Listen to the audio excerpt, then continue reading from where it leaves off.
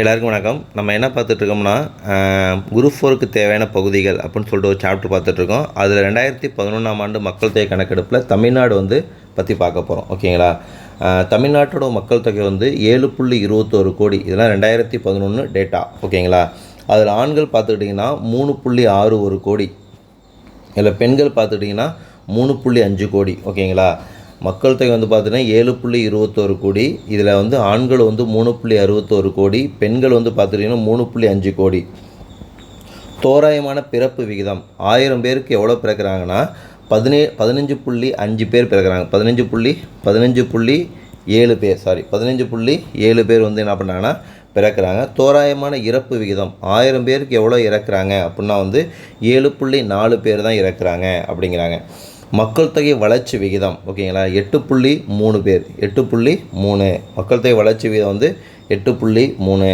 அதிக மக்கள் தொகை கொண்ட மாவட்டம் என்னென்னா தமிழ்நாட்டில் சென்னை, காஞ்சிபுரம், வேலூர். அதிக மக்கள் தொகை கொண்ட மாவட்டம் சென்னை, காஞ்சிபுரம், வேலூர். குறைந்த மக்கள் தொகை கொண்ட மாவட்டம் அரியலூர், தேனி.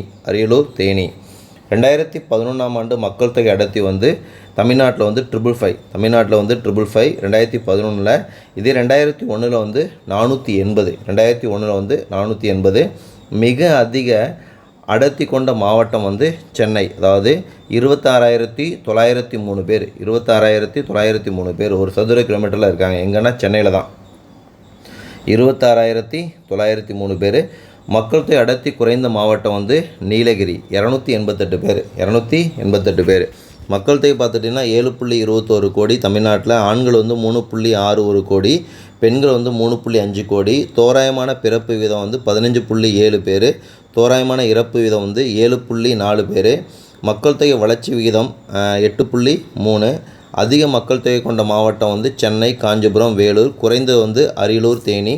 2011ஆம் ஆண்டு மக்கள் தொகை அடர்த்தி தமிழ்நாட்டில் 555 அப்படிங்கிறாங்க. மிக அதிக அடர்த்தி கொண்ட மாவட்டம் அப்படின்னா சென்னை 26,903.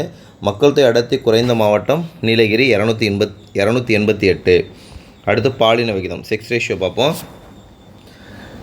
2011 செக்ஸ் ரேஷியோ 995 அல்லது 996.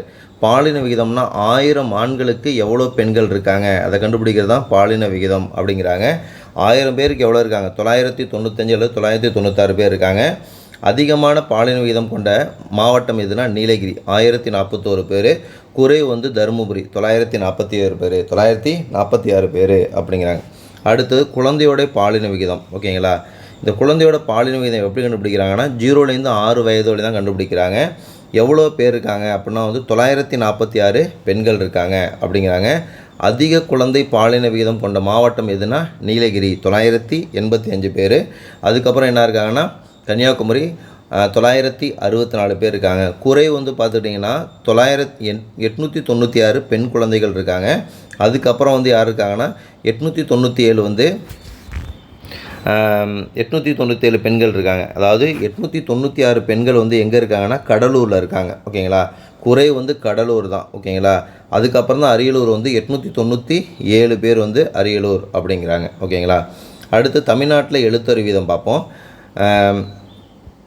2011ஆம் ஆண்டு மக்கள் தொகை கணக்கெடுப்பு தான் பார்த்துட்ருக்கோம். தமிழ்நாடு 80.33%. ஓகேங்களா? இதில் ஆண்கள் பார்த்துக்கிட்டிங்கன்னா 86.81%. பெண்கள் பார்த்துக்கிட்டிங்கன்னா 73.86%. ஓகேங்களா? அதிக எழுத்தறிவு கொண்ட மாவட்டம் ஓகேங்களா எதுனா கன்னியாகுமரி 92.14. அதுக்கப்புறம் சென்னை 90.33. குறை பார்த்துக்கிட்டிங்கன்னா தருமபுரி 64.7 அப்படிங்கிறாங்க. ஓகே ஃப்ரெண்ட்ஸ், இந்த வீடியோ உங்களுக்கு பிடிச்சிருந்தால் லைக் பண்ணுங்கள், ஷேர் பண்ணுங்கள், சப்ஸ்கிரைப் பண்ணுங்கள்.